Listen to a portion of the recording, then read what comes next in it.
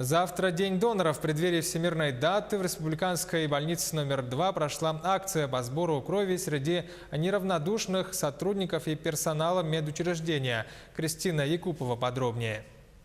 – 450 миллилитров крови. Столько жертвует один донор. Сотрудникам республиканской больницы номер 2 к этой роли не привыкать.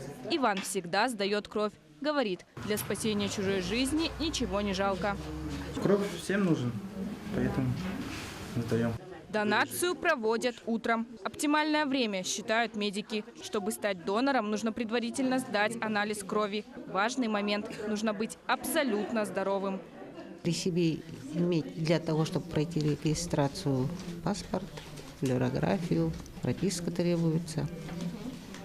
Для тех, кто хочет сдать кровь, за 48 часов нельзя употреблять алкоголь. За 72 часа запрещено употреблять препараты, которые содержат аспирин, а также есть жирную и жареную пищу. В условиях чрезвычайной ситуации повышается потребность в донорской крови. В первую очередь она нужна пострадавшим при крупных авариях и пожарах. У нас порой доходит, что мы за сутки,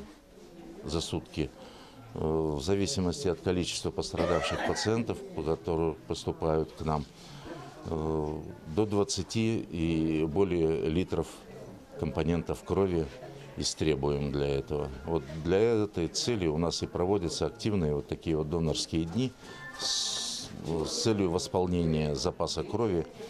Благодаря участникам сегодняшней акции собрано 20 литров крови. В будущем она обязательно спасет чью-то жизнь. Кристина Якупова, Георгий Григорьев, Якутск.